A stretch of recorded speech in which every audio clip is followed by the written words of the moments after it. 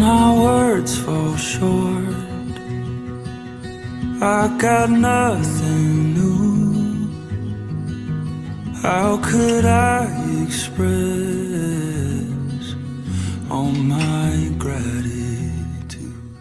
Mga kapatid, anumang bagay na inilalaan nating oras sa Panginoon ay wala pong sayang. Everything ay meron pong kapakinabangan kung ginagawa po natin para sa Panginoon ang mga ito. Kaya nga the scripture is telling us, sabi ng Panginoon, everything that you do it for the glory of God. Sa kabila ng napakaraming gawain sa iglesia ay binibigyan niya ako ng pagkakataon na makapaglingkod bilang isang diakono ng iglesia. Salamat, Panginoon. Nagpapasalamat ko ngayong nagdaang taon sa pagpapala ng Panginoon, pagpo-provide ng lahat ng pangangailangan namin. Pagpapagaling rin itong nakaraan lang na sumemplang ako sa moto. Na-operahan sana ako pero hindi na operahan. Salamat sa Panginoon.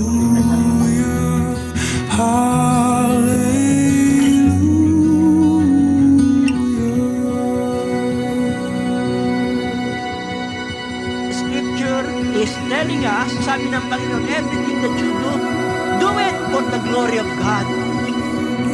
Sa kabila ng napakaraming gawain sa iglesia ay binibigyan niya ako ng pagkakataon na makapaglingkod bilang isang diakono ng iglesia.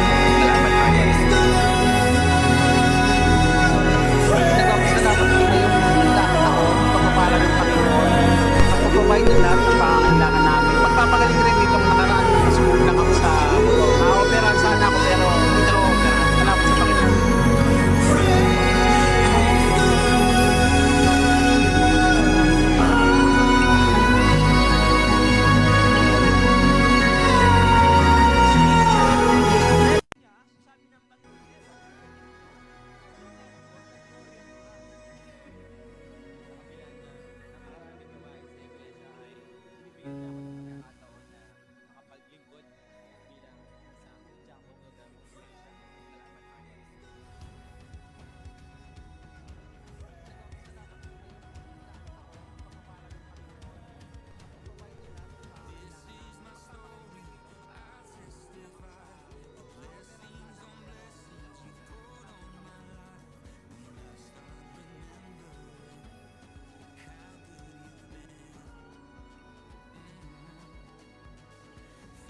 Nagpapasalamat ako doon sa mga battles na private ko siyang na-overcome.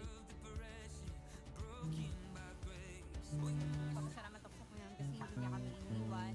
Papasalamat ako sa Panginoon kasi lagi ko siyang kasama.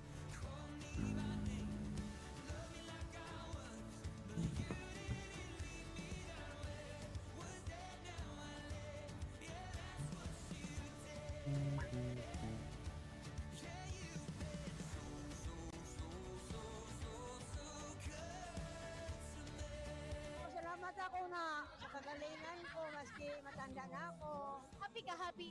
Siyempre naman, sumasayaw nga ako dito.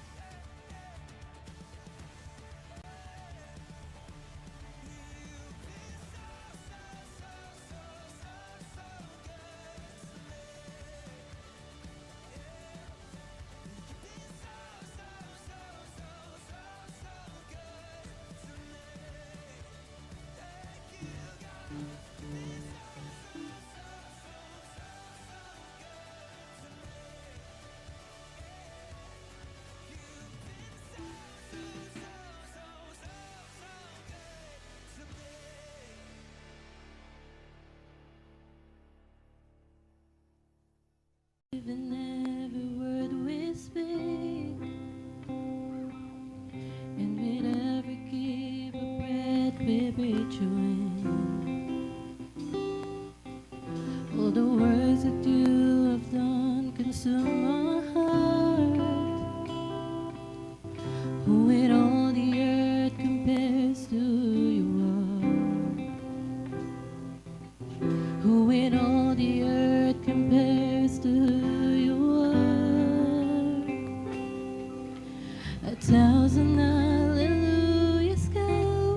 live unto your name. 1,000 hallelujahs go and lift up once again.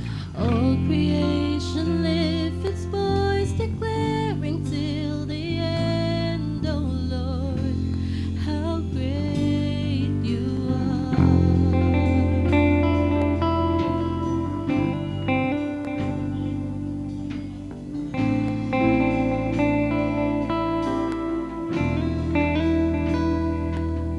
May your praise live in every word we speak,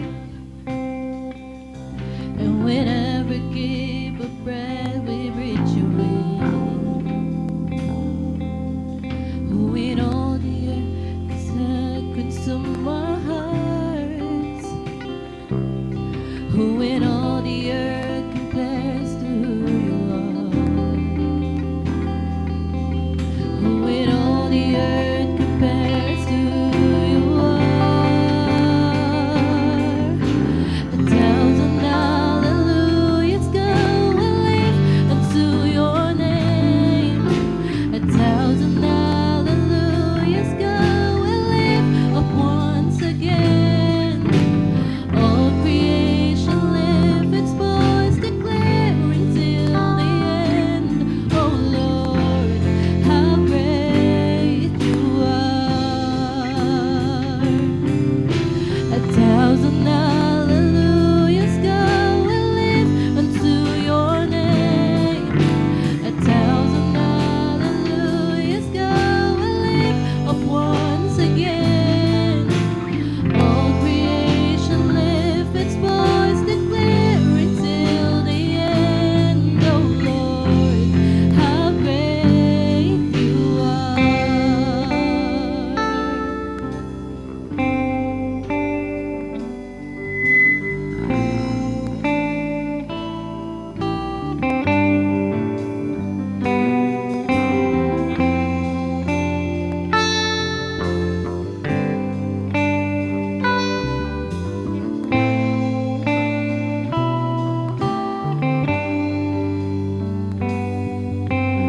You are holy, strong and mighty, everlasting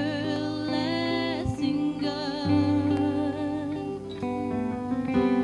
You are holy, strong and mighty, ever faithful God. You are holy, strong and mighty, everlasting God. You are holy,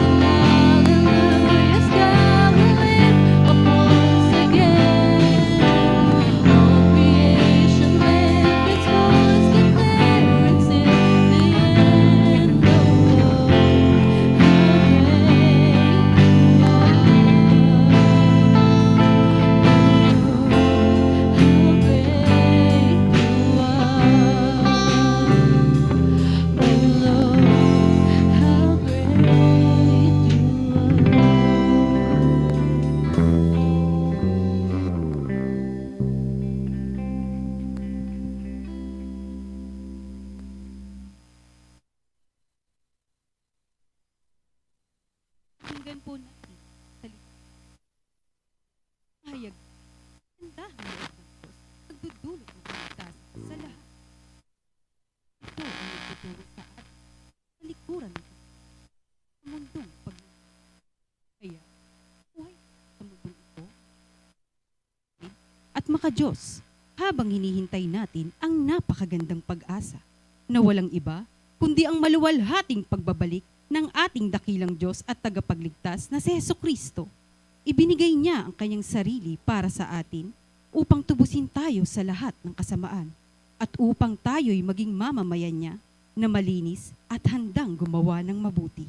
Kaya mamuhay tayo bilang mga tinubos ng ating Panginoon. Purihin natin ang ating dakilang Diyos.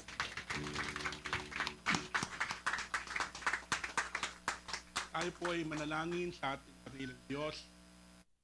Ama naming makapangyarihan sa lahat, maraming salamat po, Panginoon, sa muling pagkakataon ay pinagkaloob po ninyo sa amin upang kami ay makadako sa lugar na ito at maging kabahagi sa pagsamba sa iyo sa Espiritu at katotohanan.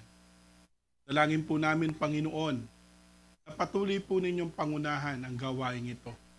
Maibigay po namin ang pinakamainam na pagsamba at pagpupuri sa iyong dakilang pangalan, Panginoon. Maging katanggap-tanggap ang anumang pag-aalay namin pong gagawin para sa iyo. Pangunahan po ninyo, Ama, ang lahat ng mga taong gagamitin po ninyo na itatayo po ninyo, Panginoon, sa harapan ng iyong mga anak. Dalangin po namin na magawa namin ang mga bagay na espiritual ng meron pong kalakip na pananampalataya at pag-ibig na sa iyo kami, Panginoon, naglilingkod at ikaw ang aming pong pinag-aalayan ng aming pong mga papuri. Salamat, Panginoon, at pinalakas mo ang aming pong mga katawan upang hindi maging hadlang sa pagdako namin sa lugar na ito. Kapuspusin mo kami, Panginoon, ng iyong banal na Espiritu upang sa gayon ang lahat ng bagay na aming pong gagawin ay maayon sa iyong kalooban. Salamat po, Ama. Maging sensitibo kami sa pagkilos ng banal na Espiritu. Hindi kami madaig ng kaaway, kundi maituon namin ang aming pong mga puso't isipan sa pagbibigay ng karangalan at kapurihan sa iyong dakilang pangalan. Po ang aming pong dalangin sa pangalan ni Jesus naming Panginoon. Amen. Isa pong, ang lakas masyado. Isa pong mapagpalang umaga sa bawat isa. Tayo po lahat ay makakaupo na muna sa panandalian. Yan. Salamat sa Panginoon sa patuloy na pagnanasa at kakayanan na tayo po ay makadako muli sa Iglesia ng Diyos. Palakpakan naman po natin ang Panginoon. Unang, yan na po yung ating katagumpayan sa araw na ito. Kasi sabi nga natin, hindi palaging dapat pagnanasa lang. Kailangan din po ay meron ding kakayanan. So kahit may pagnanasa ka, kung may sakit ka, hindi mo yun magagawa. So meron ka namang kakayanan pero ayaw mo naman. So dapat it goes together. So magandang umaga po sa bawat isa. Kumusta po?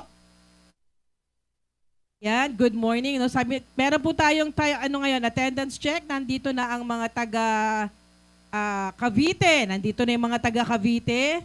Taga Bulacan, nandito na din. Taga Cainta ba? Taga Cainta. Nandito na din po yung mga taga Cainta. Siyempre po, late ang mga taga Caloocan. Hindi, nandito na din. Nandito na yung mga taga Caloocan, no?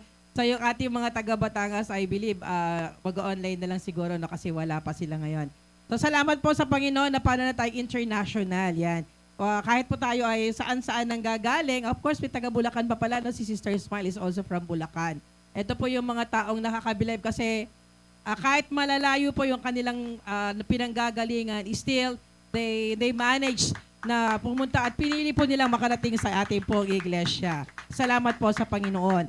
At sa araw po na ito, tayo po ay may mga announcement, of course. Ito pong malaking papel na ito ay binigay po ng ating pong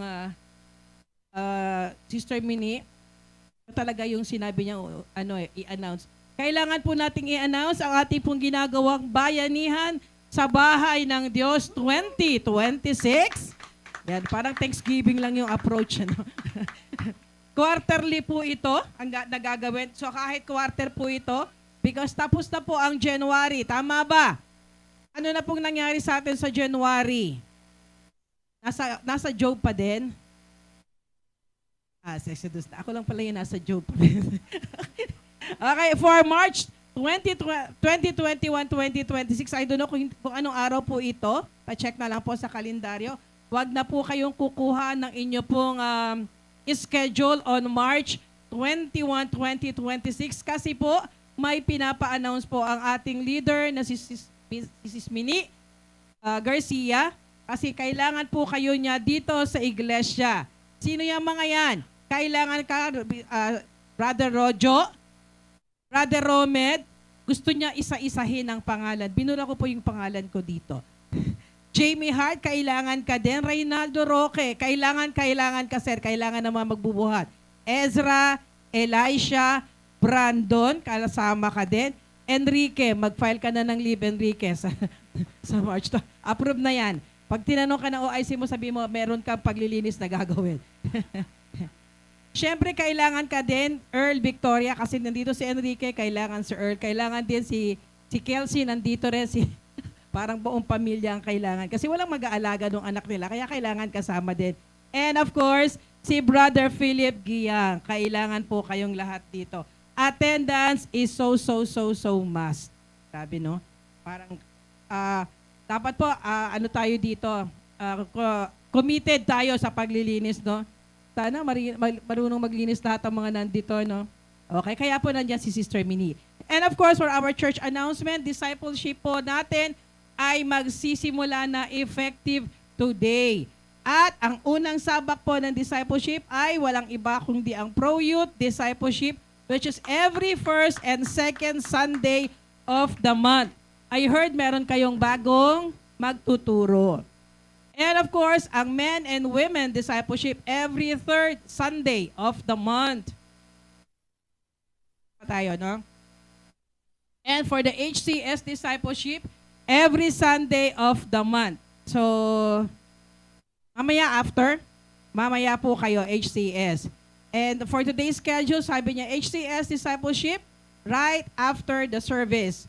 All HCS students are, encouraged lang ba, mandated to stay. Are mandated to stay for our discipleship session. Okay, mga kids, mamaya po kayo. And ang ating pong Pro Youth Discipleship, mamaya po kayong 1:00 ng hapon.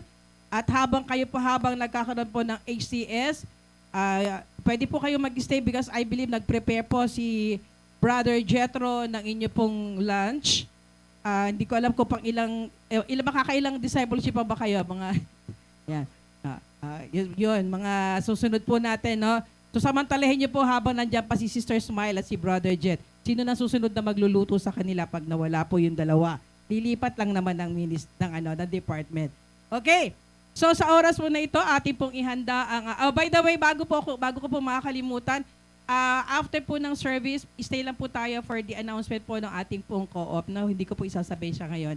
And sa oras po na ito, tayo po ay dumako sa pakikinig ng salita ng Diyos. Patuloy nating tinatalakay kung papaano po hindi naman kayo pinipigilang matulog, pero wag pong may oras po ng pagtulog at may oras din at may tama na paanong matutulog. Okay? So with that, ating pong buksan ang ating puso at isipan sa pakikinig ng salita ng Diyos na ibibigay po sa atin ng kanyang mensahero, Pastor Roy Naive. Palakpakan po natin ang Panginoon sa buhay ng ating lingkod.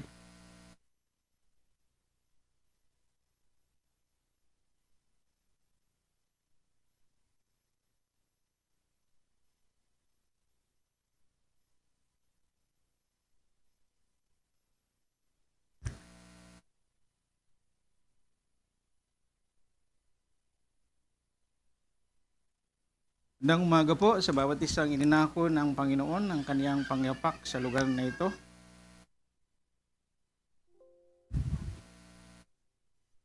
Ipatuloy po tayong pagpalain ng Panginoon na hindi po masayang ang kaniyang pagdako natin sa lugar na ito.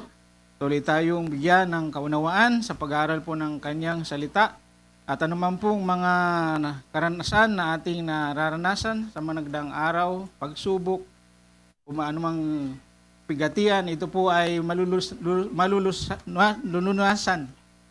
Magkakaroon ng kalutasan sa lahat pagkat ang salita ng Diyos ay tunay na magagamit sa pagtuturo po ng lahat ng bagay na kailangan po natin. Tayo pong lahat ay magsitayo para sa ating pagbasa ng kanyang salita na ating pong pag-aaralan sa oras pong ito. Sa aklat po ng mga Hebro, po ay sulat ni Apostol Pablo at sinabi po niya doon sa chapter 2 verse 1 ang ganito. Kaya nga dapat lalo nating panghawakan mabuti ang mga narinig nating upang hindi tayo maligaw.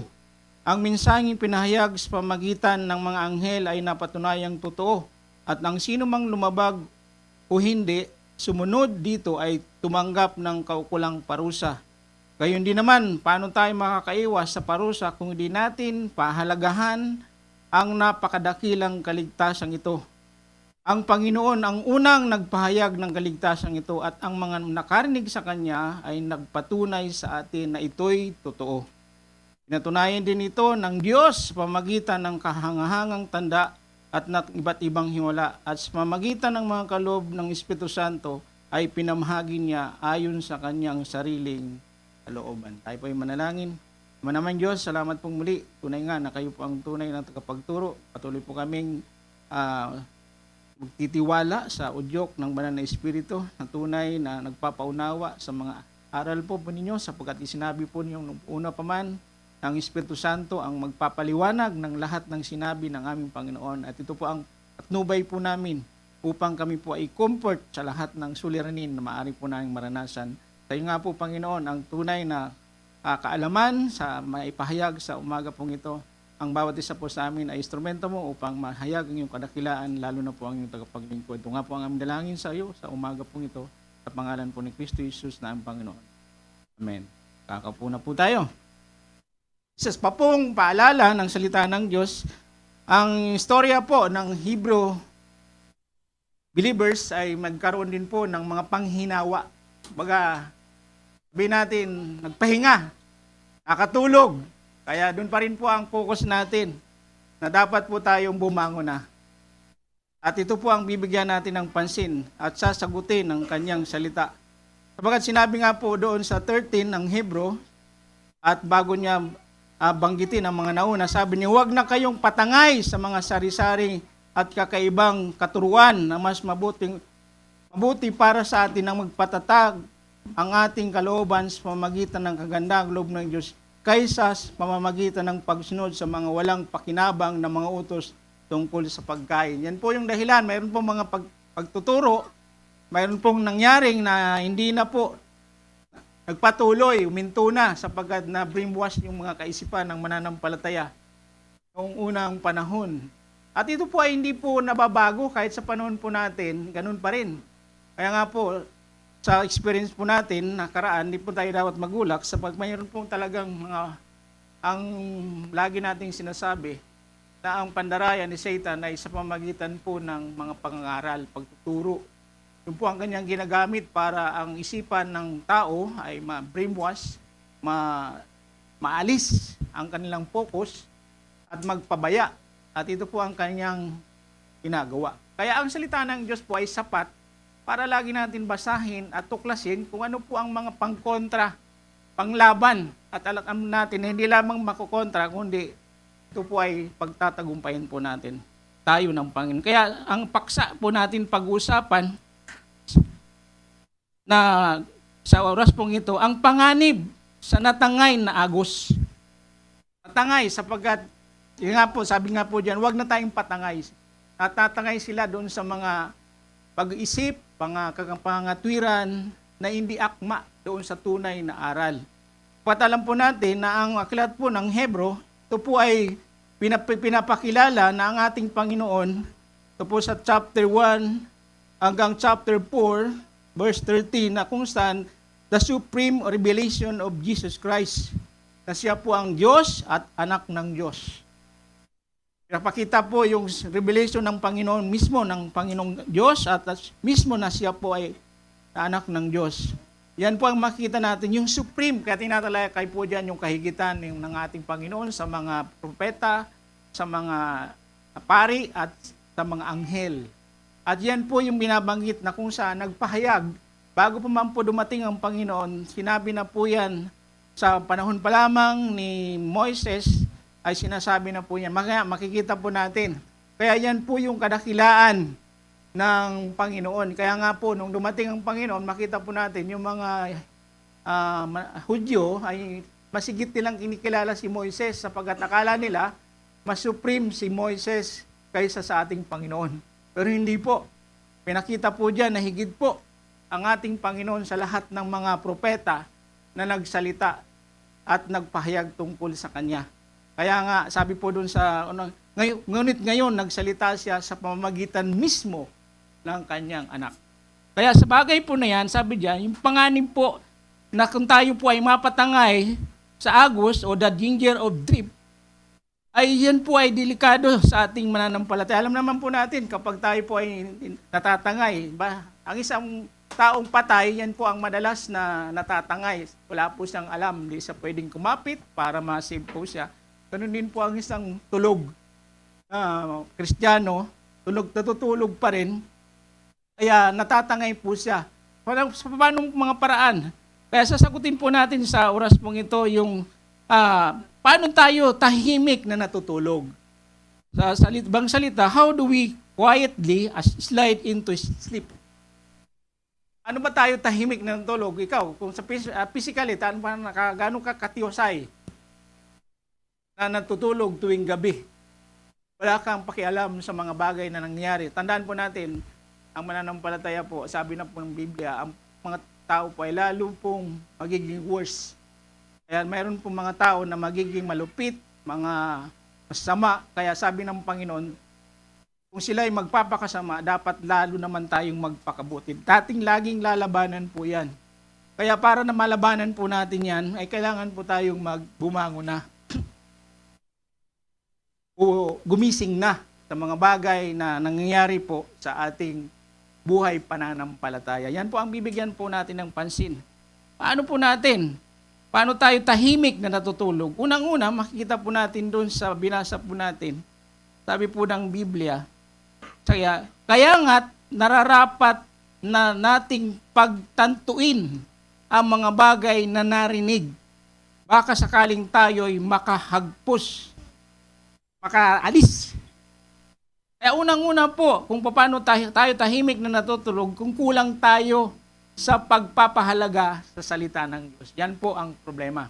Kapag kulang ka sa pagpapahalaga sa salita ng Diyos, hindi mo siya lubos unawain, pababayaan mo siyang intindihin, pababayaan mo siyang alamin. So yan po ang isang problema. Kaya sabi ni Apostol Paul na sumulat nito, kaya nga, dapat na nating panghawakang mabuti. Yung mga yung kaligtasan ang tinutukoy dyan. Yung kaligtasan na kung saan ipinahayag ng mga tao na walang iba kundi ang maging Panginoon. Kasi kung babalikan po natin doon sa chapter 1, ano po yung tinutukoy dyan? Sabi verse ng chapter 1, verse 1, nung una, nagsalita ang Diyos sa ating mga ninuno sa iba't ibang panahon, sa iba't ibang paraan, sa pamamagitan ng mga propeta. Ngunit sa mga huling araw na ito, siya nagsalita sa atin sa pamamagitan ng Kanyang anak. Sa pamamagitan ng anak, nilikha ng Diyos ang sanlibutan at siya ang piniling tagapagmana ng lahat ng bagay. So yan po yung ginawa ng Panginoon. Libu-libong taon na siya po ay dumating, siya mismo ang nagpahayag sa lahat ng tao.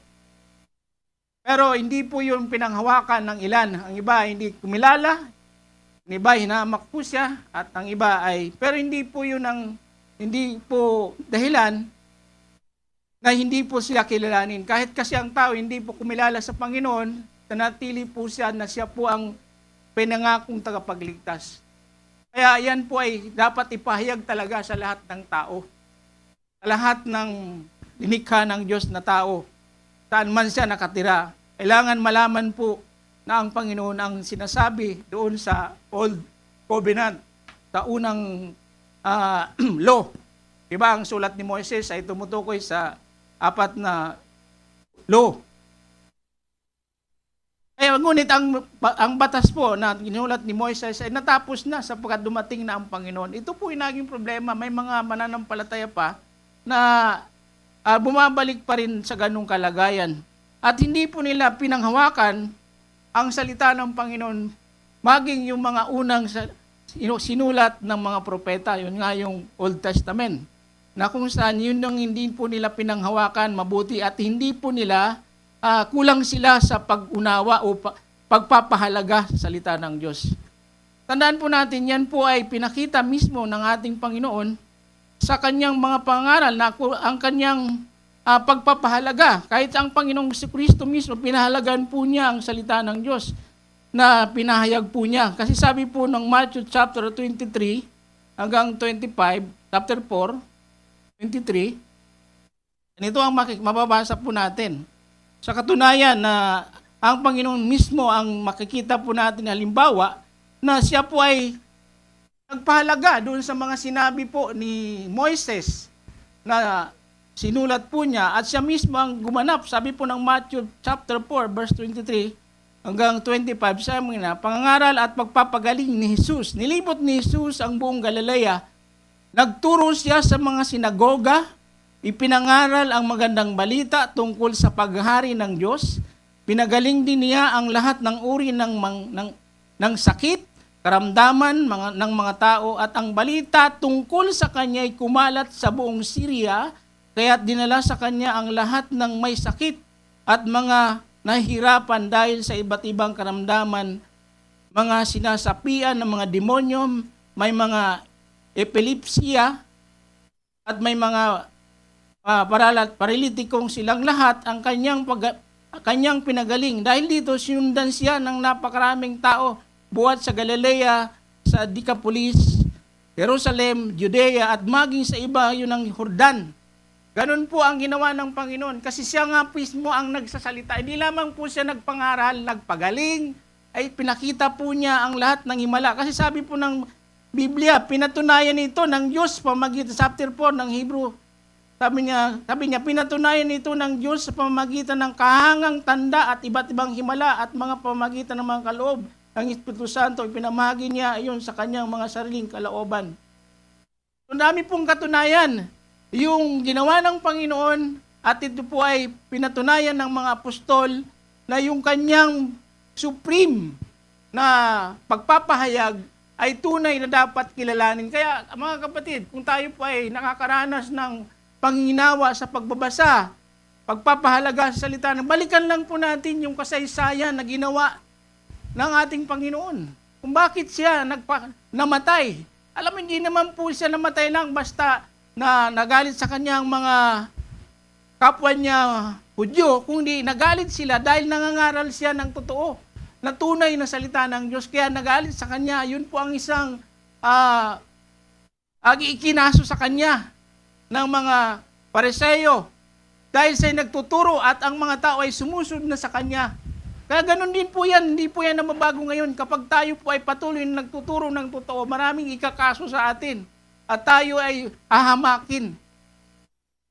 Yan po ang ginawa ni na Apostol Pablo dahil yung tinuro ng Panginoon ay tinuro din ng tunay ni Apostol Pablo, siya rin po ay hinamak.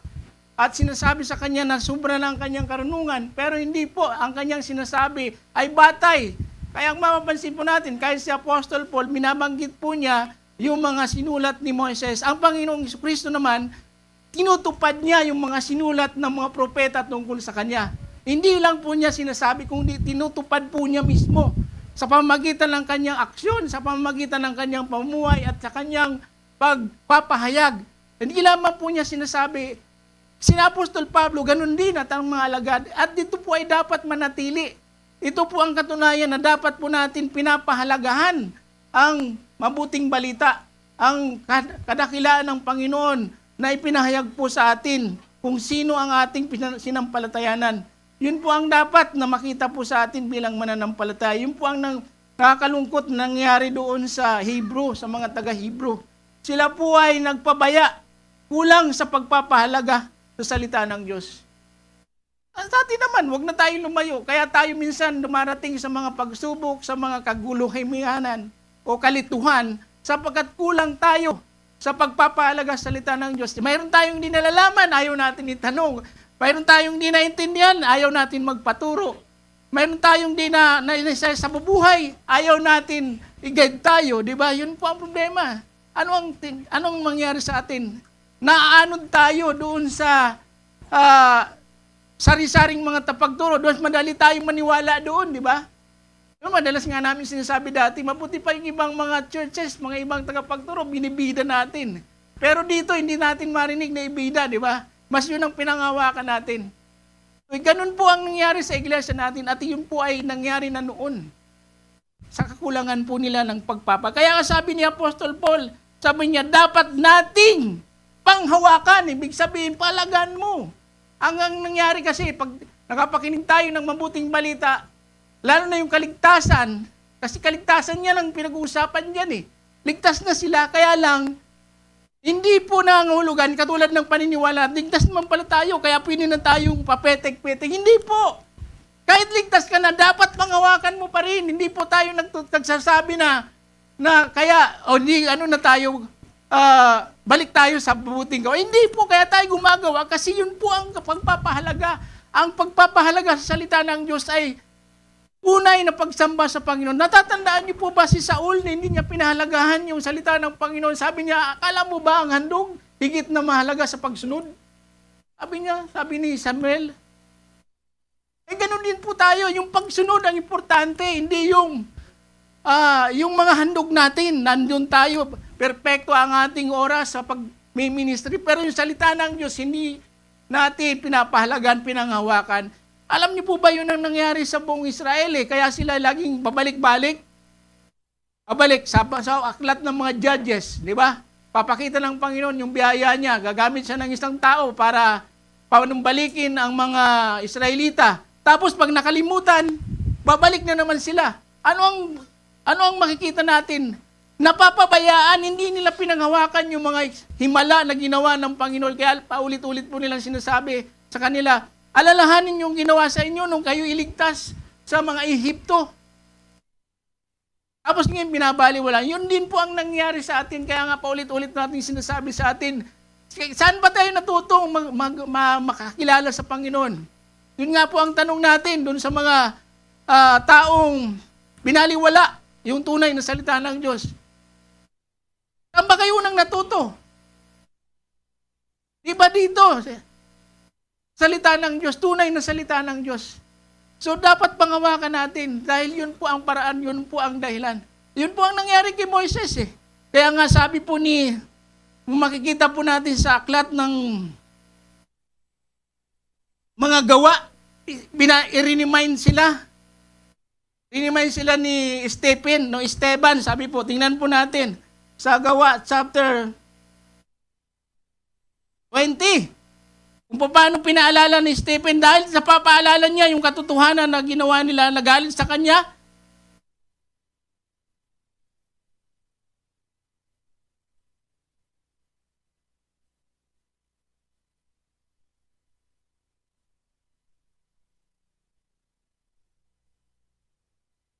Hindi po sa kinilala. Tingnan po natin. Yung hanggang sa pinatay po nila si Stephen dahil pinaalala yung mga sinabi ni Moises yung tungkol doon sa bagay na yon.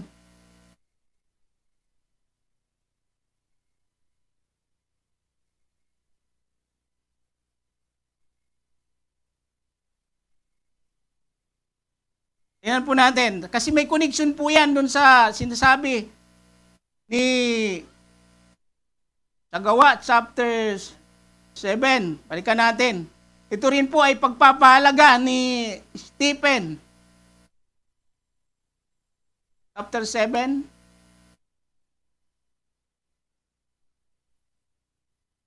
Ito? Yan, tingnan natin.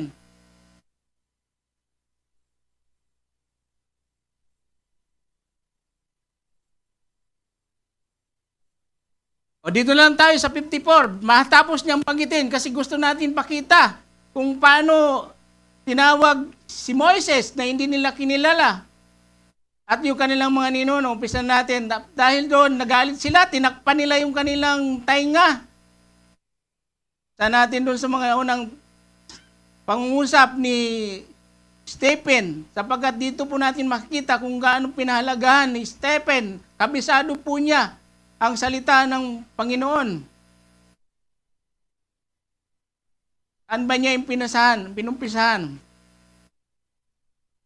Verse 1, si Esteban na tinanong ng mga pinakapunong pare, totoo ba ang lahat ng ito? Yun ang kanyang tanong. Sumagot si Esteban, mga kapatid at mga magulang, pakinggan niyo ang sasabihin ko. Ang dakila at makapangyarang Diyos ay nagpakita sa ating ninunong si Abraham nang siya ay nasa Mesopotamia.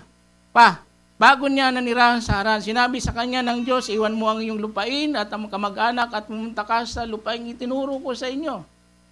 Kaya nga umalis siya sa lupain ng mga Kaldeo at nanirahan sa Haran at pagkamatay ng kanyang ama siya ay pinalapit ng Diyos sa lupain ito, ang inyong tinitirhan. Ngayon man hindi pa siya binigyan ng Diyos ng kahit kapirasong lupa, ngunit pinangako sa kanya na ang lupang ito ay magiging pag-aari niya at ang magiging lahi niya ay kahit wala pa siyang anak noon. Ganito ang sabi sa kanya ng Diyos, makikita ka sa ibang lupain ang inyong mga at magiging lahi. Alipinin sila roon at pahirapan sa loob ng 40 taon. Salita po yan. Ngunit parurusahan ko ang bansang alipin sa kanila. Aalis sila roon at sasamba sa akin sa lugar na ito. At inutos ng Diyos kay Abraham ang pagtutuli bilang palatandaan ng kanilang pagkasunduan. Kaya't nang isilang si Isaac, tinuli niya ito sa 8 araw. Ganon din ang ginawa ni Isaac, anak niyang si Jacob, at ginawa naman ni Jacob sa 12 niyang anak na lalaki. Kasi pasalin-salin po yan, kang utos ang salita ng Panginoon. Kailangan gawin yan. Sa halimbawang kanyang anak na lalaki, naging mga pinuno at ang ating lahi. Ang mga ninuno ng ating ito ay nainggit kay Jose, kaya siya ay pinagbili nila upang maging alipin sa Ehipto. Ngunit kasama niya ang Diyos, at ang hinango siya ng Diyos sa lahat ng kanyang kahirapan. Pinagpala siya ng Diyos, pinagkalooban ng karunungan. Nang humarap siya sa Paraon, ng hari ng Ehipto, siya ginawa nitong gobernador ng Ehipto, tagapamahala ng buong sambayanan ng hari. Nagkaroon ng tagutom at matinding paghihirap sa buong Ehipto at sa Kanaan, maging ang ating mga ninuno ay walang makuna ng pagkain, kaya't nang mabalita ni Jacob na may trigo sa Ehipto, pinapuntan niya roon ang ating mga ninuno sa unang pagkakataon. Sa ikalawang pagpunta niya, nagpakita na si Jose sa kanya, mga kapatid, at nalaman ng Paraon ang tungkol sa kanyang pamilya. Dahil dito, binasundo niya ni Jose ang kanyang amang si Jacob at ang buong pamilya nito. 75 taon na silang lahat. Pumunta nga si Jacob sa Ehipto at doon siya namatay. Gayon din ang ating mga ninuno, ang kanilang labi ay dinala sa Sikem at inilagay sa libingan binili ni Abraham sa mga anak ni Hamor. Nang sumapit ang panahon para tuparinan ng Diyos ang kanyang pangako kay Abraham, marami na ang mga Israelita sa Ehipto. Sa panahon yun, di na nakilala ang hari ng Ehipto. Si Jose ay dinaya at pinahirapan ng hari ng ating mga ninuno at sa pilitan niyang pinatapon sa kanilang mga sanggol upang mamatay. Noon ipinanganak si Moises, isang batang kinalulugdan ng Diyos. 3 buwan siyang sinilagaan sa kanilang tahanan at naging siya itapon. Inampun siya ng anak ng babae ng Paraon at pinalaking parang sariling anak. Tinuruan siya ng lahat ng karunungan ng mga Ehipto at siya ay naging dakila sa salita at sa gawa.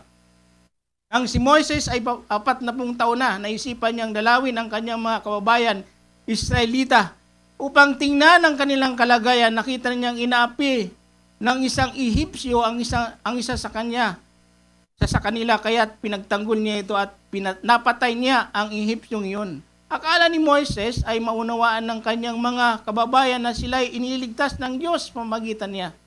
Ngunit hindi nila ito naunawaan. Ang problema, hindi nila binabasa ang pangako kay Abraham pa lamang na alipinin sila. Kinabukasan, may nakita siyang dalawang Israelitang nag-aaway at sinikap niyang sila'y pagkasunuin. Sabi niya, mga kaibigan, pareho kayong Israelita, bakit kayo nag-aaway? Subalit tinabig siya ng lalaking nananakit at pinagsabihan ng ganito, sino ang naglagay sa iyo upang maging pinuno at hukom namin? Yan din po ang sinabi ng mga Israelita sa panahon ng Panginoon, sino ka ba? Ang pagaling ang iyong ginagawa sa kaninong karunungan? Nais mo rin ba kung patayin gaya ng ginawa mo kahapon doon sa Ehipsyo? Nang marinig ito ni Moises, siya ay tumakas na nirahan sa lupain ng Midian at doon nagkaroon siya ng 2 anak na lalaki. Makalipas ang 40 araw, samantalang si Moises sa ilang sa di kalayuan ng bundok na Sinai, nagpakita sa kanya ang isang anghel. Ito po yung sabi po ng Hebrew, di ba? Na pinahayag mismo ng mga anghel, nagpatotoo. Ang isang anghel na nagliyab na mahababang punong kahoy na mangha si Moises sa kanyang nakita at nang lapitan niya ito upang tingnan mabuti. Naninig niya ang tinig ng Panginoon, ako ang Diyos ng inyong mga ninuno, ang Diyos ni na Abraham, Isaac at Jacob. Nanginig sa takot si Moises at hindi makatingin at sinabi sa kanya ng Panginoon, alisin mo ang iyong sandalyas sapagkat banal ang lupaing kinatatayuan mo. Nakita ko ang paghihirap ng aking bayan. Ganun po ang Diyos natin. Kahit sa Hebrew, ay ganun po ang nangyari sa kanila. Dumaranas din po sila ng hirap, pagtitiis. Pero alam po yan ng Panginoon, katulad po ng nangyari sa mga unang Hudyo. Sabi niya, nakita ko ang naghihirap ng aking bayan sa Ehipto, narinig ko ang kanilang daing at bumaba ako upang sila iligtas. Halika kayo, isusugok kita sa Ehipto. Halika't susugok kita sa Ehipto. Dinakwil na nila si Moises. Ito, nang kanilang sabihin, sino ang naglagay sa iyo na upang maging pinuno at hukom namin? Ngunit ang Moises din yun ang isinugo ng Diyos upang mamuno, magligtas sa kanila ang tutulong ng anghel na nagpakita sa kanya sa mababang punong kahoy. Sila ay inilabas niya mula sa Ehipto sa pamamagitan ng himalang ginawa niya roon sa dagat na pula at sa ilang na loob. Sa loob ng 40 taon, siya rin ang Moises na nagsabi sa mga Israelita, ang Diyos ay pipili ng isa sa inyo at gagawing propetang tulad ko. Siyang makasama sa kapulungan ng mga Israelita sa ilang at ang anghel na magsasalita sa kanya at sa ating mga ninuno sa bundok ng Sinai. Siya ang tumanggap ng salitang nagbibigay buhay sa Diyos upang ibigay sa atin. Ngunit hindi siya sinunod ng ating mga ninuno, sa halip sila'y kanyang tinakwil at mas gusto pa nilang magbalik sa Ehipto.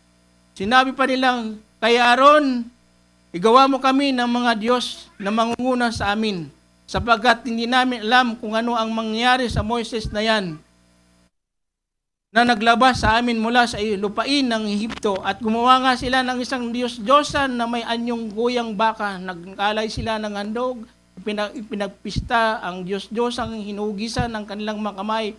Dahil diyan, itinakwil sila ng Diyos at inayaang sumamba sa mga bituin, sa langit, at yun ang nakasulat sa aklat ng mga propeta.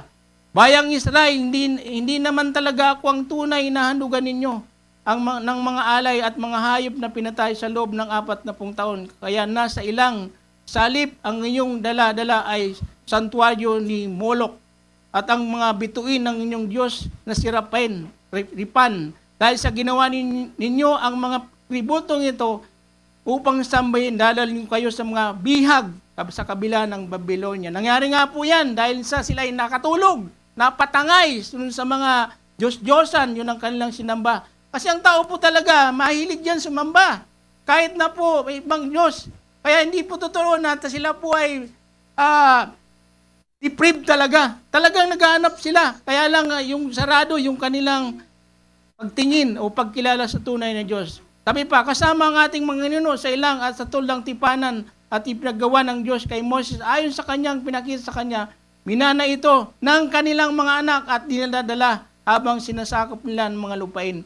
Ang bansang pinalupig sa kanila ng Diyos ay sa pangunguna ni Joshua. Ito'y nanatili roon hanggang sa kapanahunan. Kung tutuloy pa po natin, gayon pa man, ang kataas-taas ng Diyos ay hindi nanirahan sa mga bahay. Baba na po tayo. Sabi niya, napakatigas, 31, ng ulo ninyo.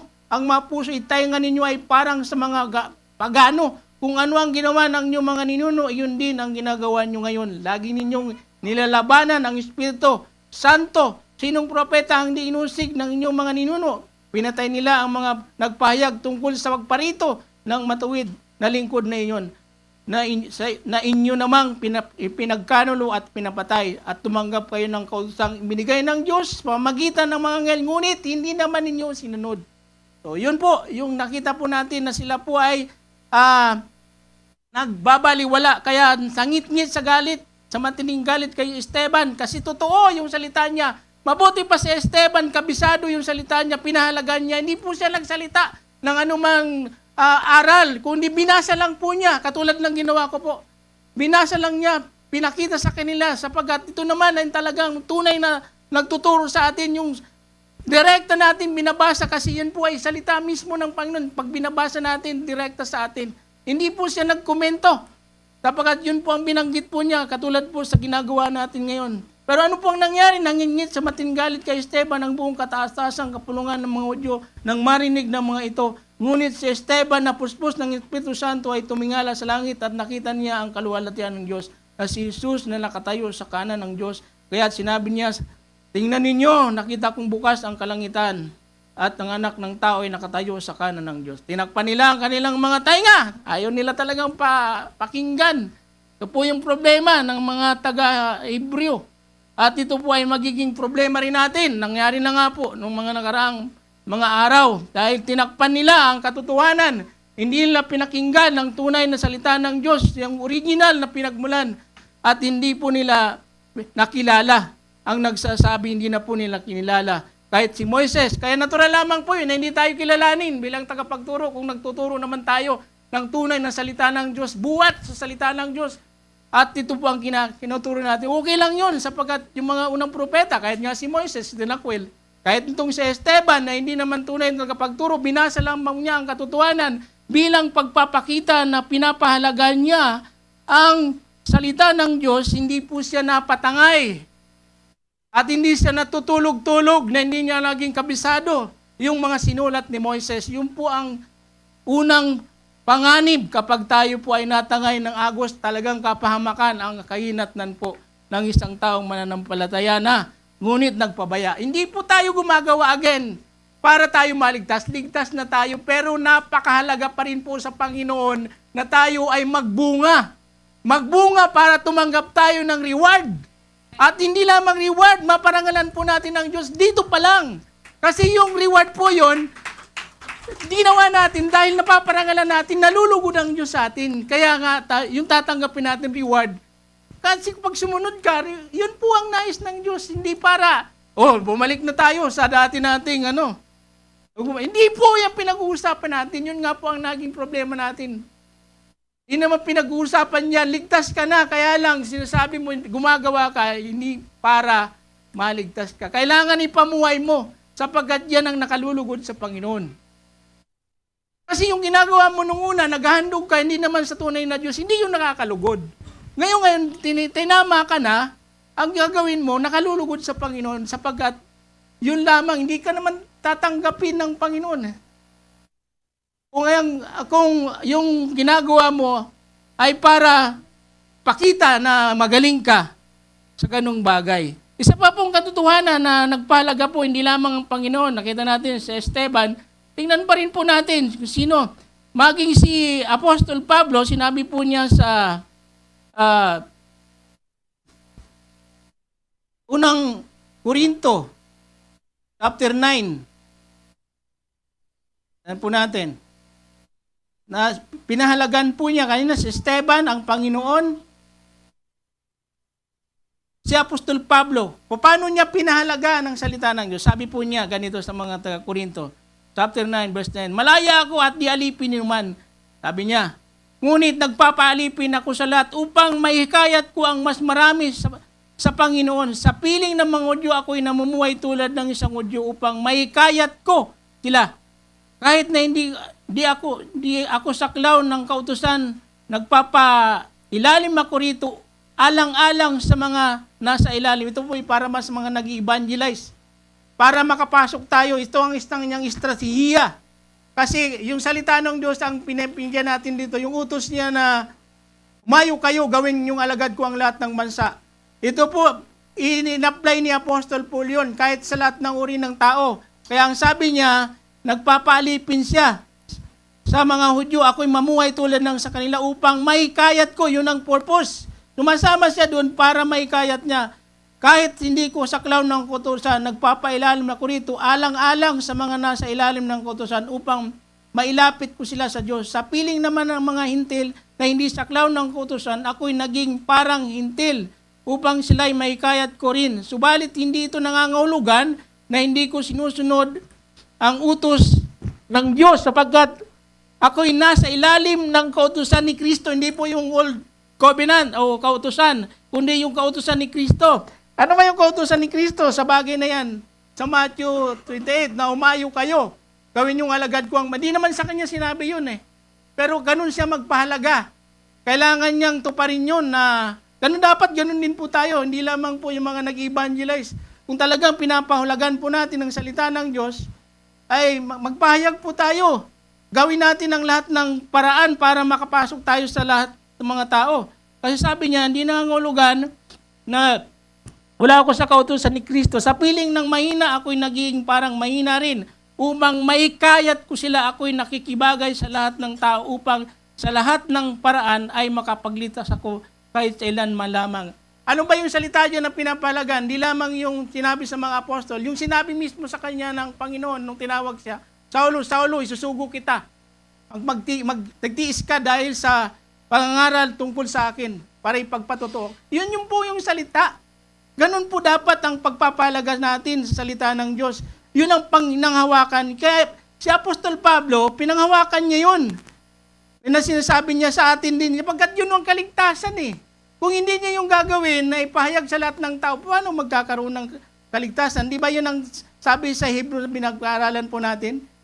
Panghawakan natin mabuti ang kaligtasan na natanggap natin. Kahit na dumarating po sa atin yung mga kahirapan, dapat panghawakan mo yan. Sabi niya, paano mabuti? Sabi niya, panghawakan mong mabuti.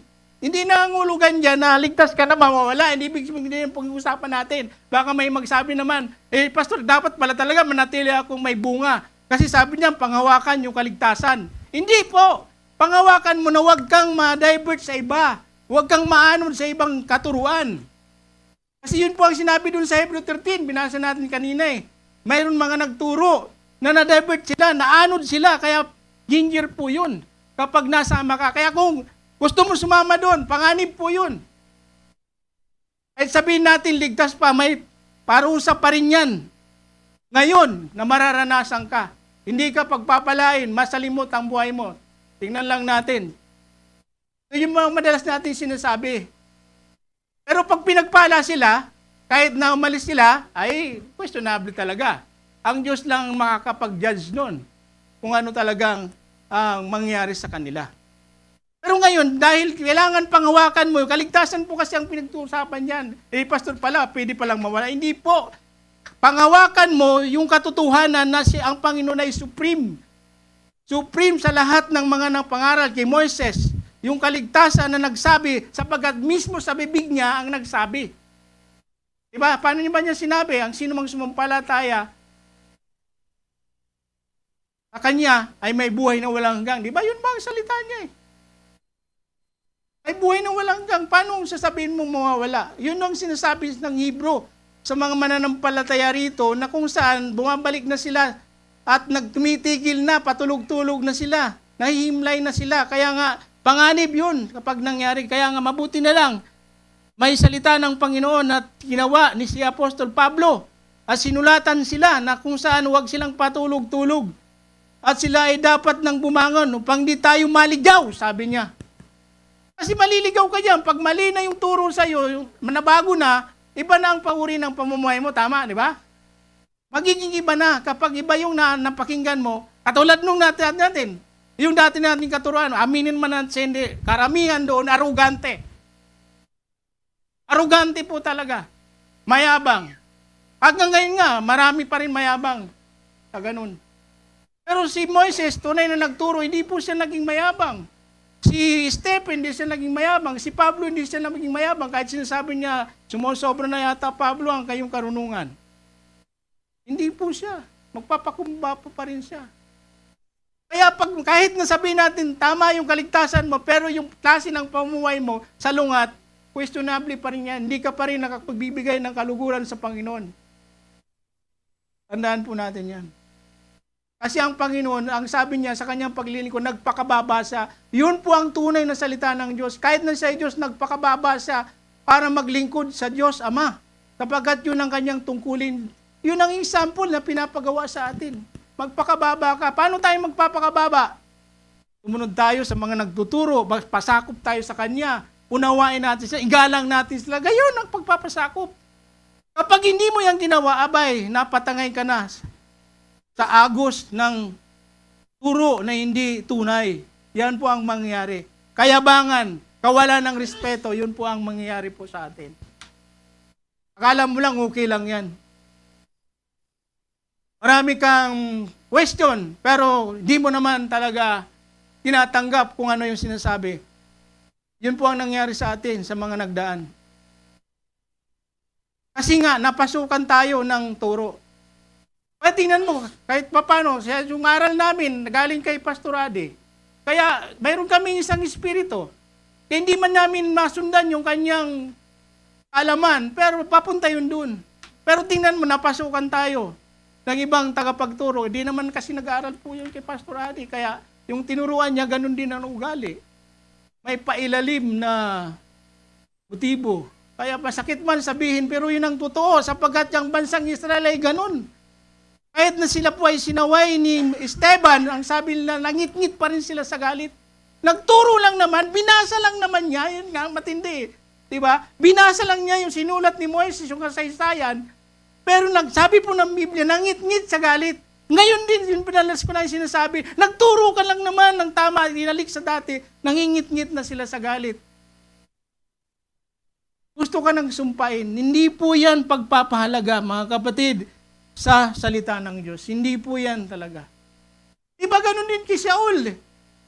Pinagpala lang naman si David. Sinunod niya yung udyok sa kanya ng Panginoon na siya po ay ginamit. Nagalit din si Saul. Diba? Gusto niyang, ilang beses siyang gustong patayin. Kasi nga, hindi niya po matanggap yung salita ng Panginoon. Yun po ang naging dahilan. Pansinin po natin, kapag pinabayaan po natin, na unawain, alamin talaga kung ano ang salita ng Diyos. At kung hindi mo man maunawaan, sa akin nga, hindi ko man isa naunawaan, pero hindi ako nagmamaktol na, ba't ganun? Lalo kang humingi ng karunungan sa Panginoon, yun lang naman talaga. Ang paraan dyan, imbis na magmalaki ka, at marami ka ng alam, magpakumbaba ka. Yun ang turo ng salita ng Diyos. Kasi attitude, yung pride po lagi ang dinadali sa atin eh. Kapag ang pride, yun po ang kasalanan talaga ng ating unang mga magulang. At sumunod si Cain, diba? Pride din.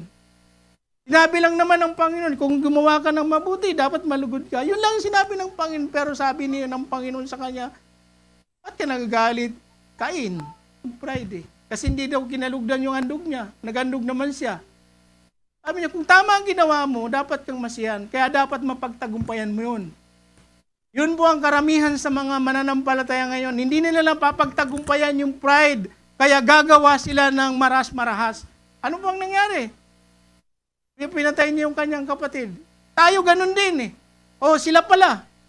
Pag hindi na nagawa yung gusto nila, na sabi nila, gagawa ng mga hakbang. Na hindi man pagpatay, pero parang kasing katulad ng pagpatay. Paglapastangan doon sa mga taong itinaga ng Panginoon. Kulang sa pagpapahalaga sa salita ng Diyos. Kaya sabi ni Apostol Pablo, panghawakan. Hindi para hindi na tayo maligtas, kundi huwag tayong sumama. Yun po yun. Kasi sasama ka kapag hindi na tunay na salita ng Diyos ang pinapamuhay mo. Sasama ka. Ayaw ng Panginoon sumama ka. Kaya nga sabi sa atin, magpakabanal kayo sapagkat ako'y banal. Yun po ang purpose. Kaya panghawakan mo yung kaligtasan na napakinggan mo, para hindi mawala, hindi ka naligtas, hindi ganun. Para hindi ka sumama, hindi ka magbalik sa dati.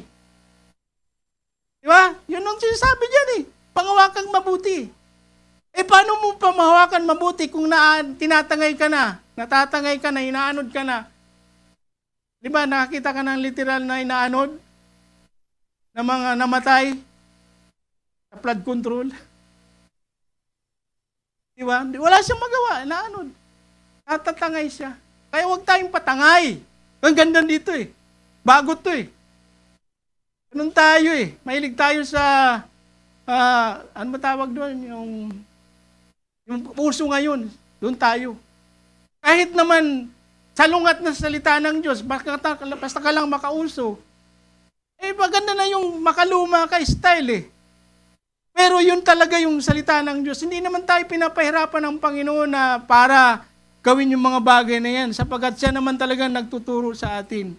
Ang dapat ginawa natin, tanggapin natin. Sige, Pastor, asako, pag-aralan natin yan. Hindi yung pinag-pray ko na ito ang gagawin ko. Pag-pray pa lang, hindi na yun ang kaloob ng Panginoon. Kaya yan po ay panganib talaga. Ang isang bagay talaga, kulang tayo sa pagpapalaga. Mga kapatid, mawa, hindi tayo maging kulang. Ibig sabihin, pag hindi mo naunawaan, sige ka na alamin. At kung hindi mo pa matanggap, antayin mo ang kalooban ng Panginoon. Ayun pang panahon ng Panginoon na para malaman mo yung bagay na yun. Para mapagtaon. Natandaan mo si Propeta Eliseo ba yun? Yung babaeng namatay yung anak ng sumamita, sabi niya, patakbo pa, nakita niya. Ano kaya nangyari doon? Tumatakbo. Sabi ng katulong. Hindi pa niya alam. Mayroon siyang bagay na hindi pa natin alam. Pinapaalam ng Diyos sa atin. Hindi naman po sa kasi lagi. Nalaman niya, namatay pala yung anak niya nung dumating na. Diba sabi mo lingkod ng Diyos, wala naman ako hiningi sa'yo, sinisipan niya si Eliseo.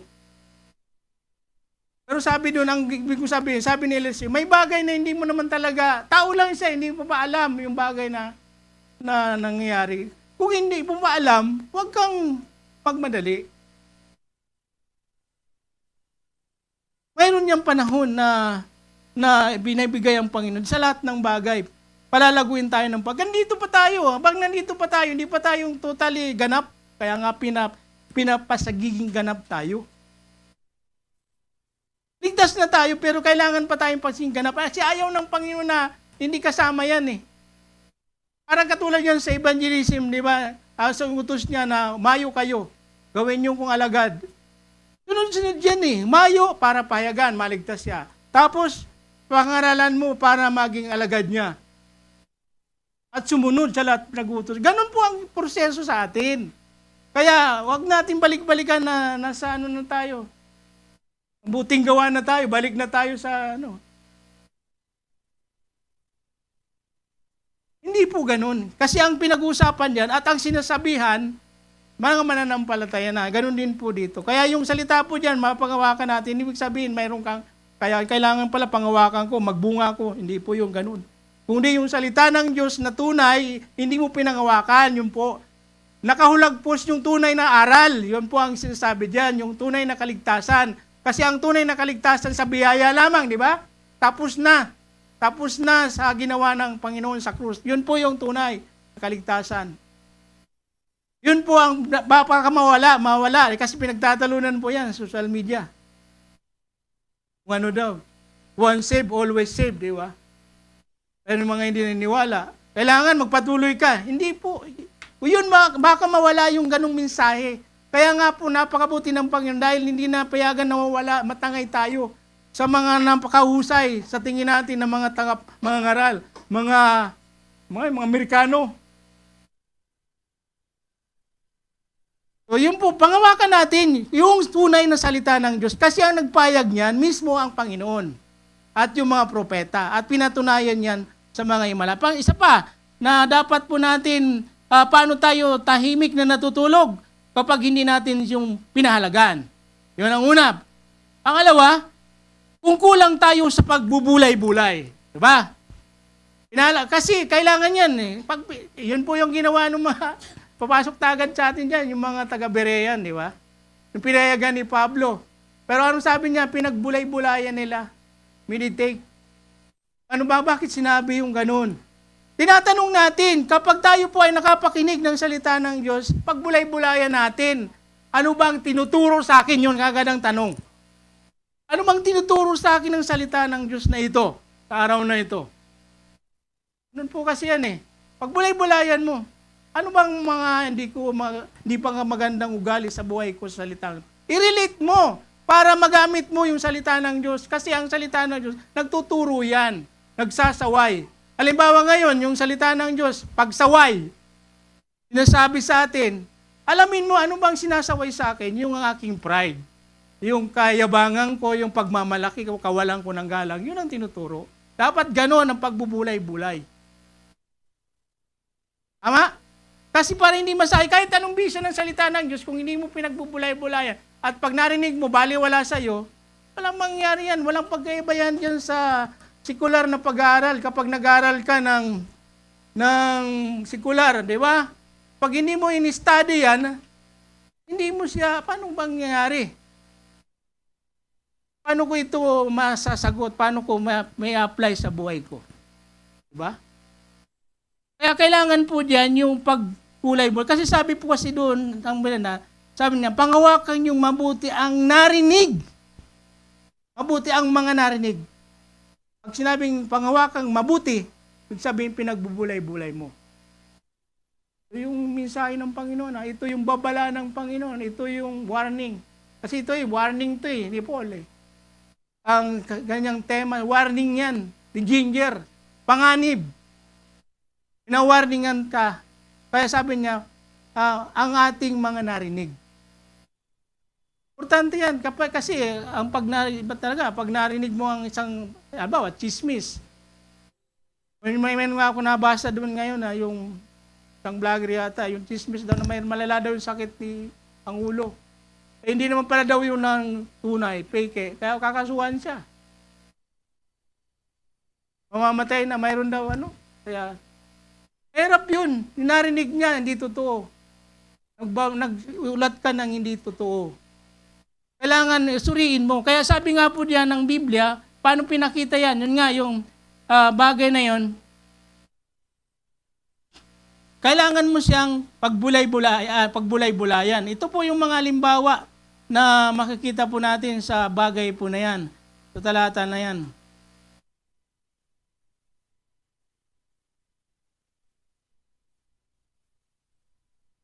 Sabi po ng Matthew chapter 13, verse 3, ang katulad naming pining ni nahasig sa matabang lupa at ang mga taong nakarinig, asin mo, ay umunawang mabuti. So pinagbulay-bulayan niya, hindi siya satisfy nung napakinggan niya kay pastor. Pagdating ng bahay, talol niya ng bareyan, pinag-aralan pa, naglaan pa rin siya ng oras. At sabi ng Panginoon, na ang bagay niya, at ang mga narinig at umunawang mabuti sa mensahe kaya't ito'y namunga ng sagana. Kaya pala hindi ka makapamunga kahit ligtas ka na kasi hindi mo pinahalagahan yung salita ng Diyos, hindi mo pinagbulay-bulay.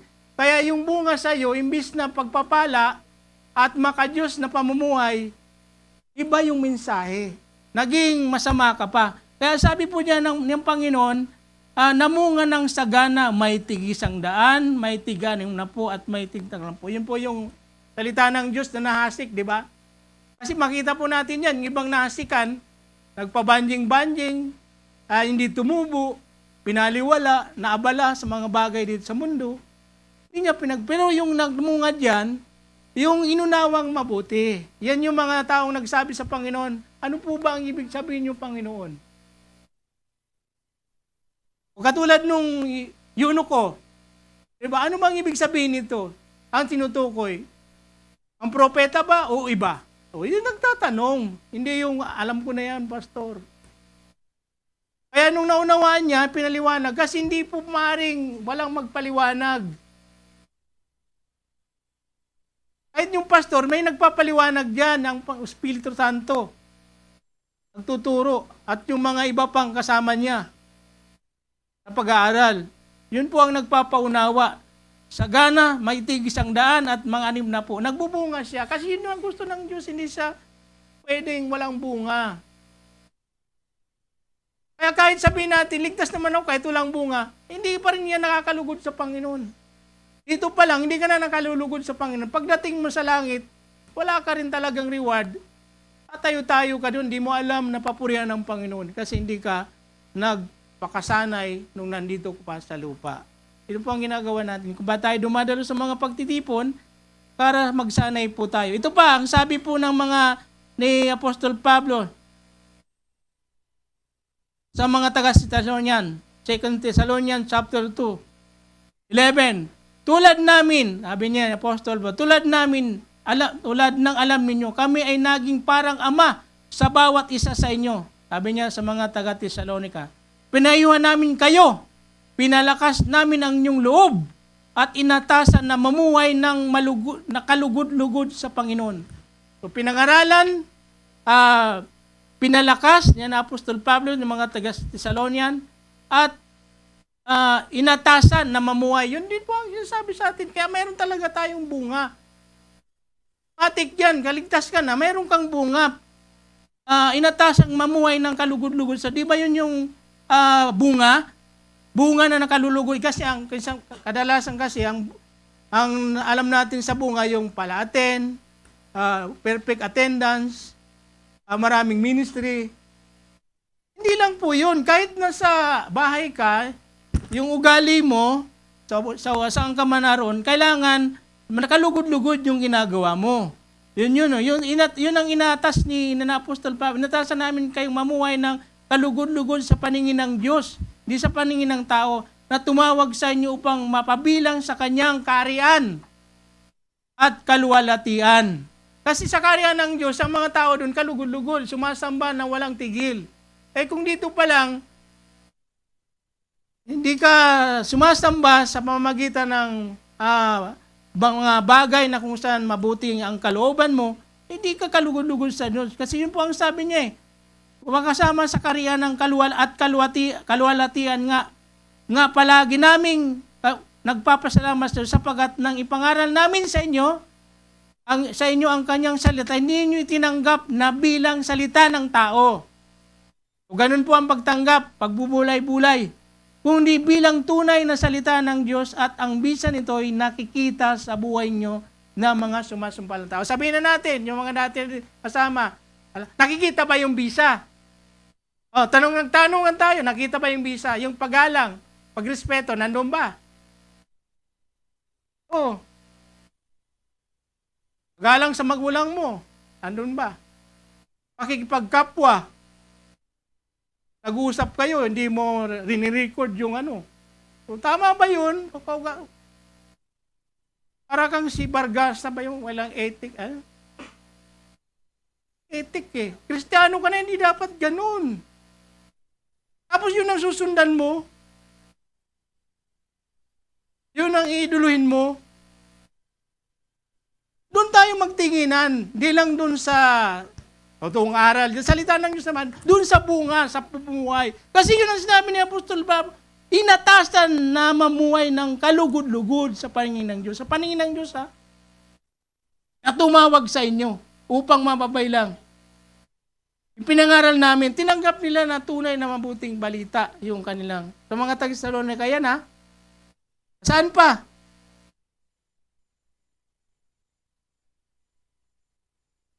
Sa gawa, sabi niya, yun nga yung sabi natin, ito yung talagang mga bago pa lang, pero nung pangaralan ni Pablo sa 17 ng 10 sa Berea, nang gabi rin yun, pinapunta ng mga kapatid sina Pablo at Silas sa Berea.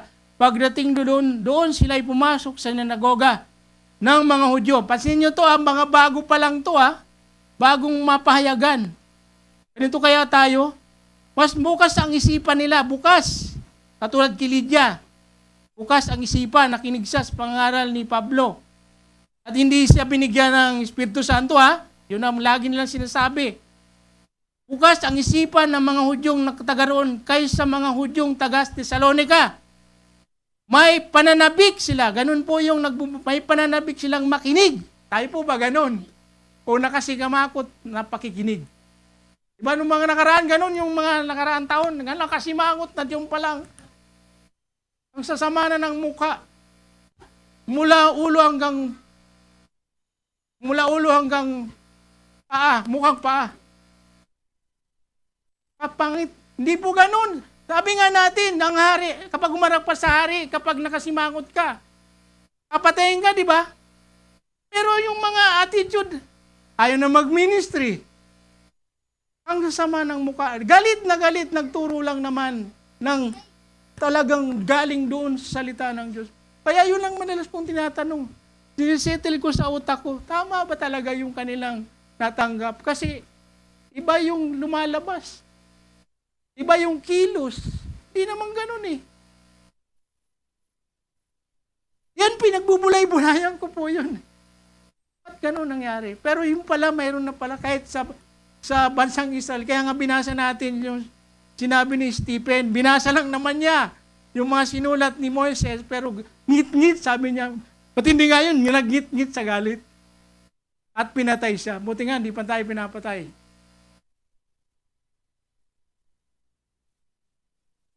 Pero baka sa isipan nila, hindi ko naman baga ganun. Kasi galit na galit, mukha, pag mag-ministry, mukha, wala nang saya. Para sa pastor siya. Sa pastor siya naglilingkod, di ba? Hindi po, sa Diyos tayo naglilingkod, kaya ano man ang nararamdaman mo, hindi yan para sa tao, sa Diyos. Yan kaya ang sabi doon, inutusan.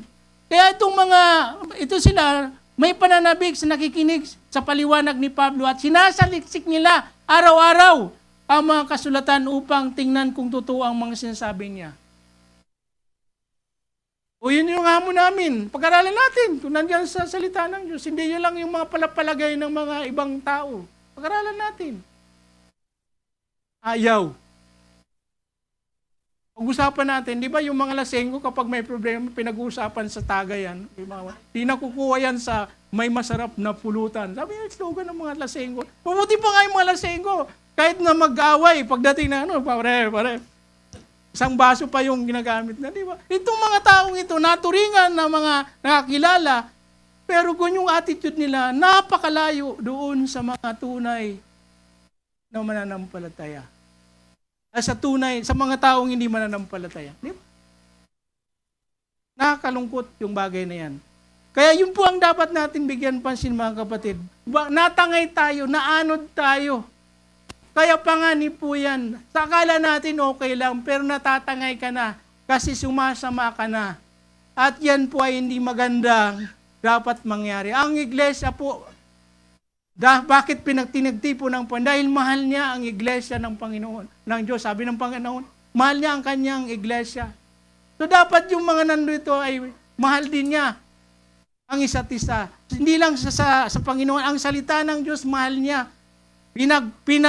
Inuunawa niya, sinusunod niya at pinagbubulay-bulayan niya. Kasi salita po yan ng Panginoon.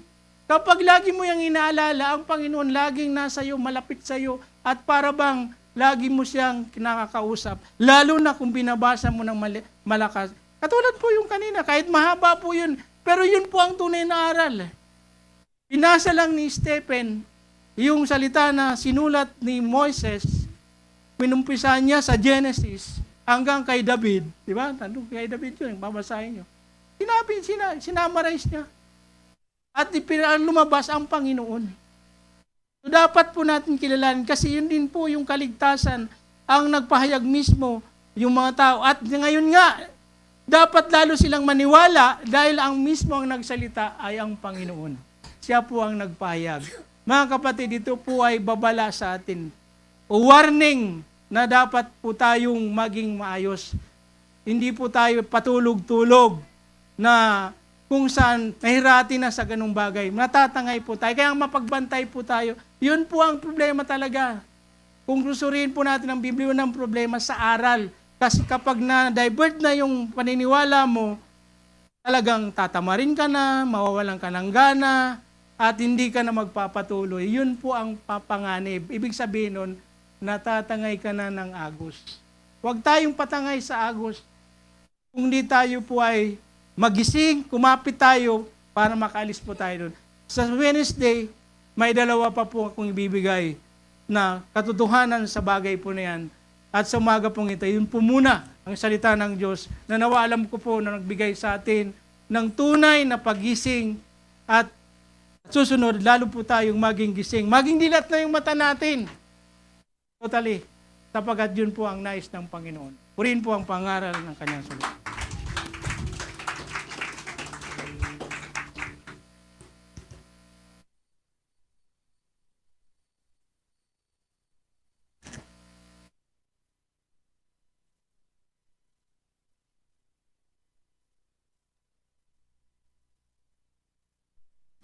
Good morning, church. Tayo po ay magsitayo at tayo po ay, of course, aawitan at pupurihin ng Panginoon.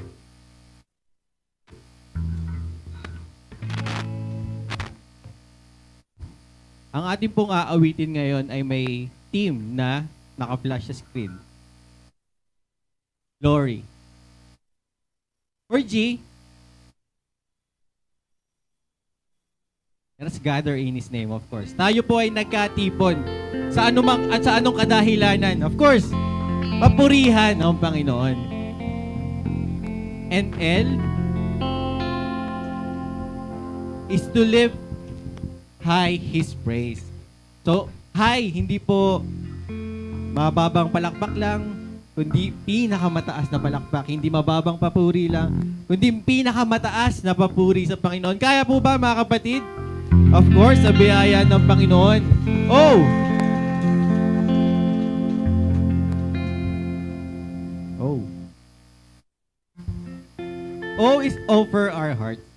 Ating pong ialay ang ating mga puso sa ating pong pagpuri at pag-awit sa ating Panginoon. And R is to revere His holiness. Ang kabanalan po ng Panginoon ay tunay nga at atin nga pong pahalagahan ang kabanalan ng Panginoon. So sa ating pong pagdako sa lugar na ito, ngayon sa ating pong pag-awit, ay ating pong kilalanin ang kabanalan ng Panginoon. And last, why is to yearn for His presence. Ating pong asamin ang presensya ng Panginoon. Pero huwag kayong mag-alala, mga kapatid. 2 o 3 nagkatipon, ang pangako ng Panginoon ay Siya ay nasa ating kalagitnaan. Higit po tayo sa 2, higit po tayo sa 3. At itong bilang po na ito ang siyang lahat na magpupuri sa Panginoon. Sabi po, na every good work done well is a way to glorify God. So let us give our best, let's give our all, offer our hearts, offer our strength to glorify, of course, our one true God.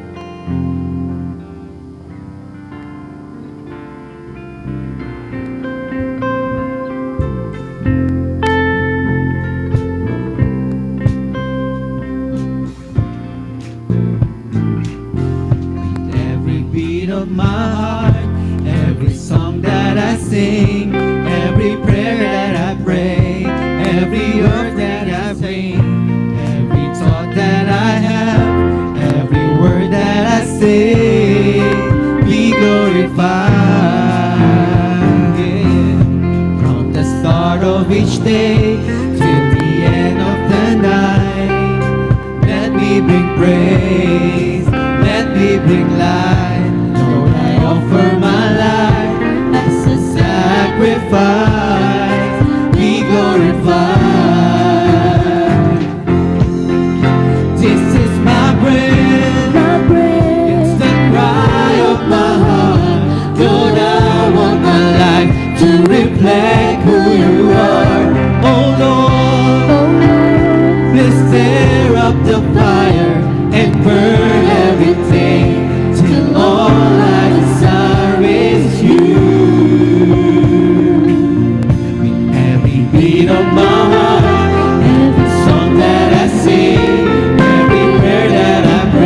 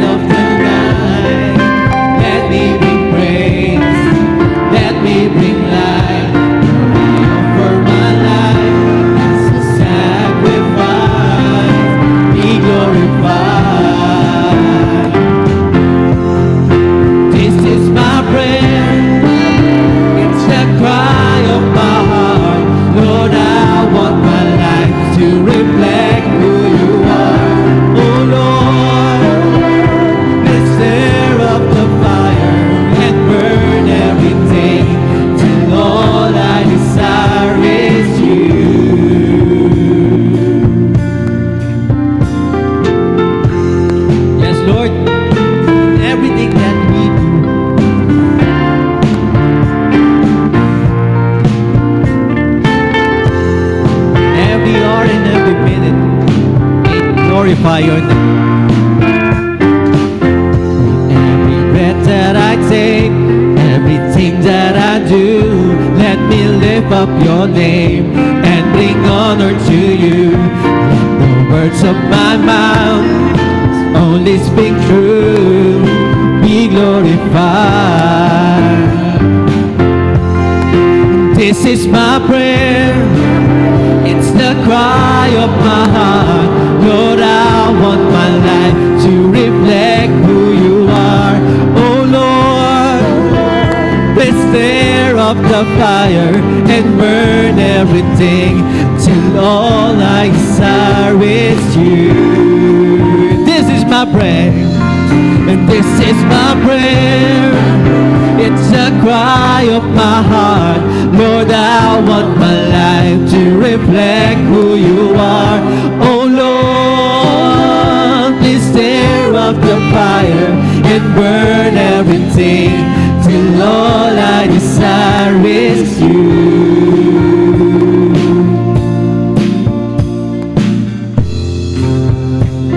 Panginoon, yan ang aming panalangin, na mapapurihan ka, madakila ka, may taas ang iyong pangalan, Panginoon, sa bawat bagay na aming ginagawa. Sa aming pagmiministeryo, sa aming pag-awit, sa aming pakikinig. Ikaw, Panginoon, ang madakila, ikaw lang at wala nang iba.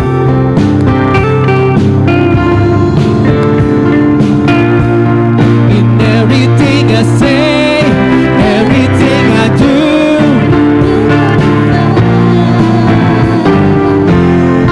in every situation, every conversation, oh, be glorified, be glorified, be glorified. Oh, glory to you, God.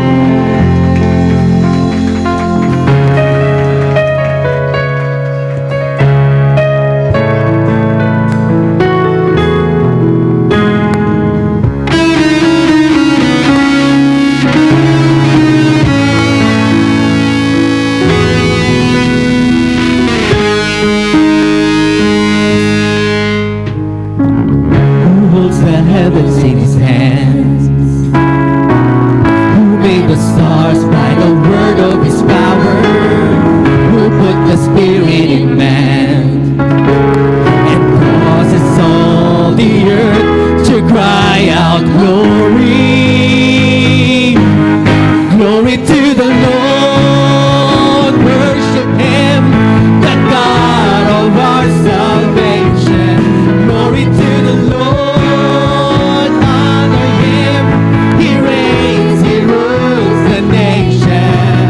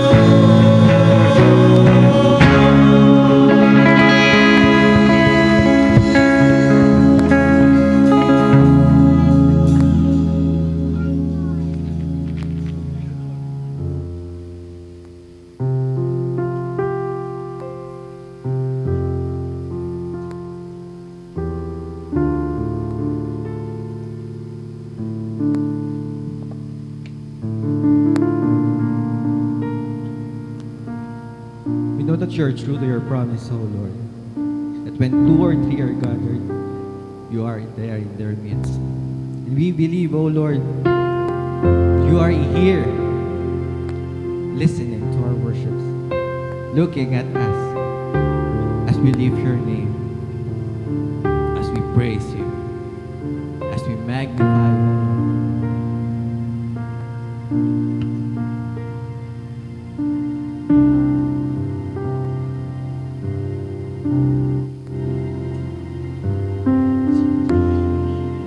Jesus, oh glorious, preparing us your temple,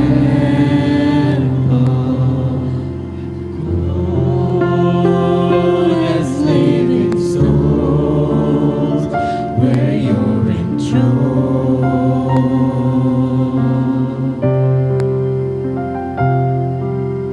As you rose from dead in power, so rise within our worship, rise upon our praise, and let the hands that saw you raise hold us in your glory and draw us by your grace. Oh, the glory. Yes, Lord. Of your presence, we your temple, give you reverence,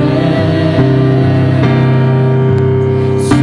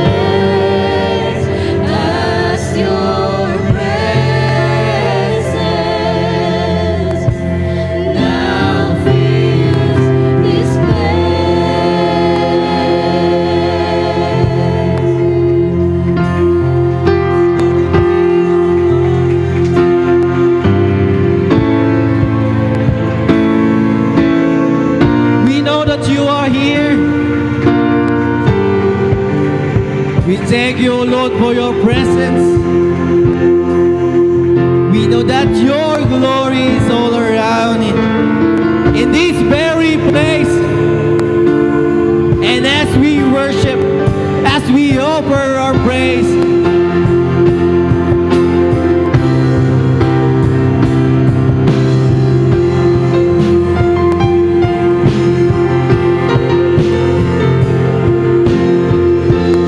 as we worship, build your throne.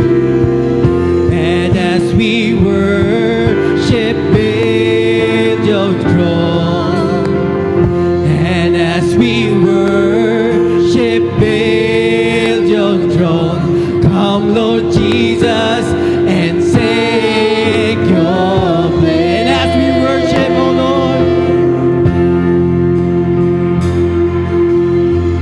and as we worship, build your throne. And as we worship, build your throne. And as we worship, build your throne.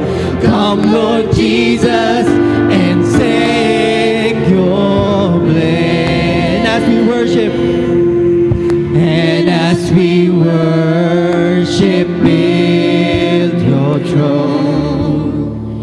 And as we worship, build your throne. And as we worship, build your throne. Come, Lord Jesus, and take your place. Come, Lord Jesus, and take your place. Come, Lord Jesus, and take your place. Yes, Lord, take your throne. And as we worship, it's all because of you. And it's all for you, O Lord. For your glory and for your honor. Let us praise our God, our living God, our true God.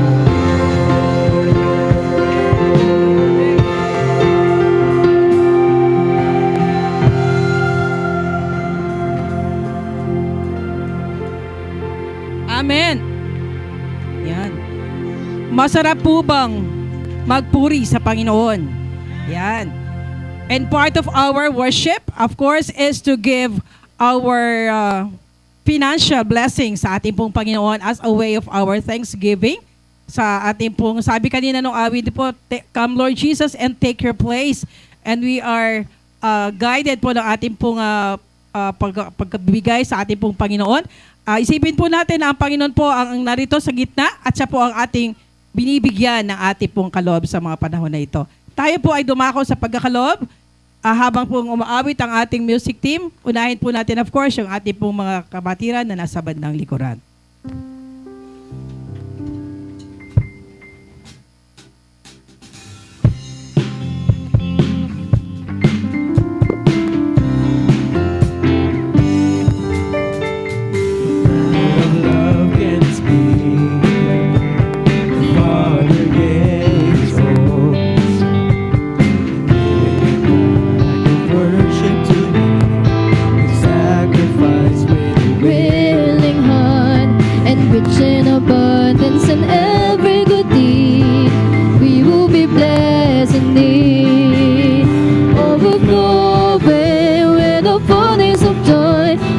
Able to shower blessings on earth and know things that all that have but to need, helping the poor and in need.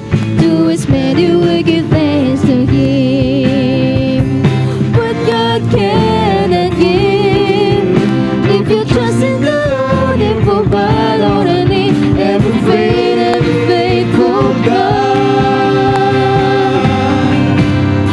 Flowing with the fullness of joy, God is able to shower blessings on earth. All things that all that you have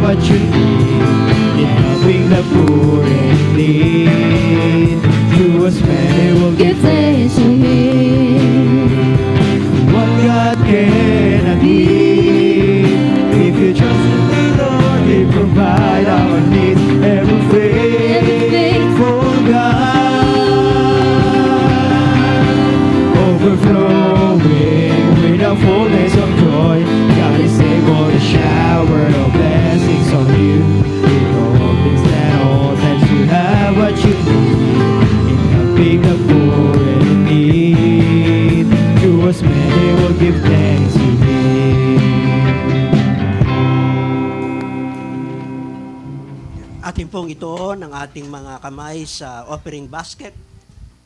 Salamat po o Diyos naming Panginoon sapagkat muli binigyan po ninyo ng pagkakataon ang bawat mananampalataya sa dakong ito na makabahagi sa paghahandog bilang bahagi ng aming pong pagsamba. Dalangin po namin Panginoon ang bunga ng kapakinabangan na kalapong makakamit sa pagtupad sa iyo pong kalooban sa gawain ito. Dalangin po namin Panginoon na kayo po ang siyang tumugon sa kalapong mga pangangailangan sa pang-araw-araw upang sa muli namin pagtitipon Panginoon ay makapagbigay pa rin kami patuloy sa inyong pong kapurihan at karangalan sa pangalan po ni Jesus. Patuloy po tayo sa diwalang panalangin. Diyos, salamat po sa natapos po namin gawain sa oras na ito. Dalangin po namin na kami ay inyong pong gabayan at patnubayan at hindi po kami makahulagpos sa mga pananampalataya na aming pong tinanggap buhat sa inyong pong mga salita. Tulungan po ninyo, Panginoon, ang mga nangangailangan. Ganun din po ang mga may karamdaman, Panginoon. Kayo po ang siyang magpagalin sa anumang kanilang kasakitan at anumang pong problema o suliranin na kanilang pong kinakaharap sa araw nito. Dalangin po namin na kayo po ang siyang tubugon. Salamat po, Panginoon, sa natapos po naming gawain. Patubayan po nyo kami sa mga nalalapit pang oras sa araw na ito na magawa po namin ang inyo pong kalooban at bigyan po nyo kami ng kakayahan na kayo po ay aming patuloy na mapapurihan sa mga bagay nito. Tanggapin ninyo ang biyaya, pagpapala, himala ng ating Panginoon. Sa Kanya lamang ang lahat ng kapurihan at karangalan ngayon at magpakailanman. Amen. Manatili po tayong makaupo muna po.